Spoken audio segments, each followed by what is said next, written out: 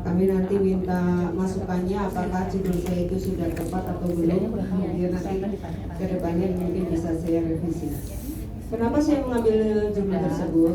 Dari latar belakang yang ada di sekolah kami bahwa saya itu mengajar kelas 7. Hampir setiap hari pada awalnya itu banyaknya insiden kasus bullying yang melibatkan anak-anak terutama kelas 7. Jadi anak laki-laki pun kadang nangis-nangis Bu nangis-nangis mendekati saya, kadang karena dia mungkin habis ditonjok sama temannya atau yang lainnya kayak gitu.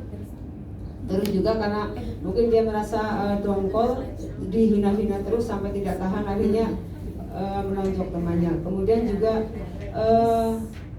masalah yang lain mungkin juga ada juga beberapa anak laki-laki justru kadang dipanggil. Apakah bisa di slideshow? Oh gini. Anak laki-laki pun kadang nangis karena dia diejek sama anak perempuan karena dipanggil nama ayahnya. Nah, jadi dari beberapa kasus tersebut saya bagaimana metode yang tepat untuk bisa mengatasi masalah bullying yang ada di tempat kami. Sehingga kami kemudian ketika dalam suatu untuk mengawali pelajaran biasanya nanti saya akan masukkan ice breakingnya ini saya mengambil antara gender dengan kekerasan dengan adanya main peran antara Samson dan Lila. Kemudian juga saya memerintahkan kepada mereka untuk mengambil kertas. Coba ambil kertas kalian, satu lembar kertas kalian genggam, kemudian diremas sampai seperti memancarkan emosi amarah yang sangat amarah sekali, sehingga nanti kertasnya sampai kusut dan kusut sekali. Nah, setelah itu saya coba sekarang buka kembali kertasnya. Apa yang akan terjadi dengan kertas tersebut? Bisa haluskah seperti sedia kala?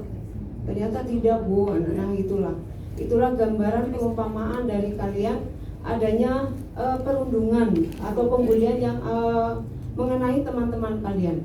Genggaman kertas tersebut itu menunjukkan adanya tingkat kekerasan.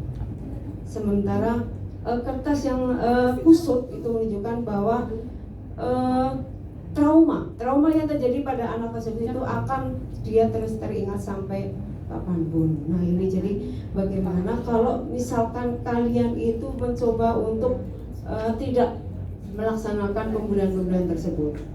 Dari yang sudah saya lakukan di sini, ini perlu adanya perhatian khusus terutama dari orang tua, pendidik dan juga guru di sekolah kami, dan bagaimana usaha untuk mencegah usaha preventif penanggulangan bullying di sekolah yang dilaksanakan secara bisa baik kolaborasi baik antara guru, orang tua ataupun juga masyarakat.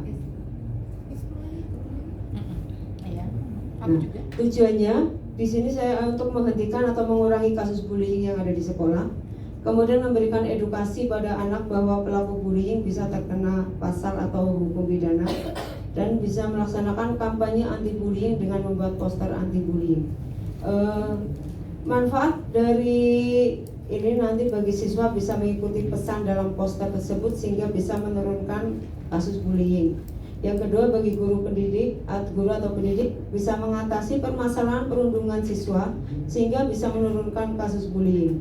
Sementara bagi sekolah bisa memberikan suasana yang aman, nyaman, dan kondusif. Tahapan yang saya lakukan tadi di pembelajaran intrakurikuler dengan memberikan ice breaking seperti tadi. Kemudian pada masa itu bertepatan dengan hari bahasa di sekolah kami, kemudian menyelenggarakan dari komunitas kreatif di sekolah kami itu menyelenggarakan lomba pembuatan poster anti bullying dengan menggunakan media Canva, dan kami fasilitasi menggunakan Chromebook yang dipunyai oleh sekolah kami, dan itu diikuti oleh setiap perwakilan kelas nanti mewakilkan 2 laki-laki dan 2 perempuan untuk bisa mengikuti tersebut. Hasil dari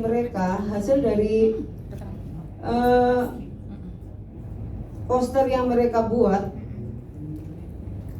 ini nanti poster mereka itu kami minta untuk dikirim dalam bentuk PDF untuk bisa dicetak dalam banner yang besar. Kemudian nanti hasilnya itu kita gunakan untuk melaksanakan kampanye anti bullying. Nah, ini hasil-hasil mereka. Kampanye anti bullying ini nanti bisa ditempel-tempel di dinding-dinding, baik itu di tempat-tempat yang rawan ataupun juga hampir bisa diletakkan di seluruh dinding-dinding sekolah, karena hasil mereka sangat banyak sekali, karena seluruh kelas 7 melaksanakan itu. Dan ini ada kerjasama yang baik antara anak-anak yang masuk dalam komunitas kreatif dan juga penjaga sekolah yang juga membantu dalam pelaksanaan penempelan daripada poster-poster tersebut. Alhamdulillah ternyata sekarang dengan adanya pembuatan kampanye poster tersebut, sekarang tingkat daripada bullying yang ada di sekolah kami agak menurun daripada awalnya yang hampir setiap hari ada yang berkelahi, ada yang nangis karena dibully dan lainnya. Sekarang agak lumayan, hampir sudah tidak ada yang menurun, ibaratnya begitu. Kebetulan juga pas saat itu ada kedatangan dari KPAI Purwokerto yang karena di sekolah kami, tempat kami kemarin ada masalah anak kami yang mungkin menabrak daripada pejalan akhirnya sampai meninggal dunia, dan itu juga didatangi oleh KPAI dari Purwokerto. Ini sebenarnya saya lampirkan videonya ke Ibu, tapi ternyata tidak bisa tampil di sini. Dari Canva saya pindah ke Microsoft PowerPoint, ternyata nggak bisa muncul. Kesimpulannya, tindakan bullying dapat menyebabkan dampak negatif bagi siswa. Yang kedua, perlu dilakukan sosialisasi pada siswa tentang bullying, baik dengan cara disisipkan di awal pembelajaran intrakurikuler maupun ekstrakurikuler. Yang ketiga, adanya komunitas kreatif di sekolah dengan cara pembuatan poster anti bullying dan penyebaran poster di setiap sudut sekolah yang rawan sehingga tingkat perlindungan di sekolah menjadi menurun. Sarannya, sekolah perlu melakukan upaya preventif guna menanggulangi tindakan bullying di sekolah. Yang kedua, perlu adanya kolaborasi yang baik antara orang tua, anak, pihak sekolah, masyarakat untuk memberikan solusi yang terbaik bagi tindakan bullying. Yang ketiga, memberikan pengetahuan yang cukup terkait hukum, menjadikan mereka sadar dan jera untuk tidak melakukan tindakan tersebut. Itu kiranya praktek baik yang bisa saya sampaikan. Dan di sini mungkin nanti saya minta masukan, terutama dari Bapak Ibu fasilitator semua, karena saya juga ragu apakah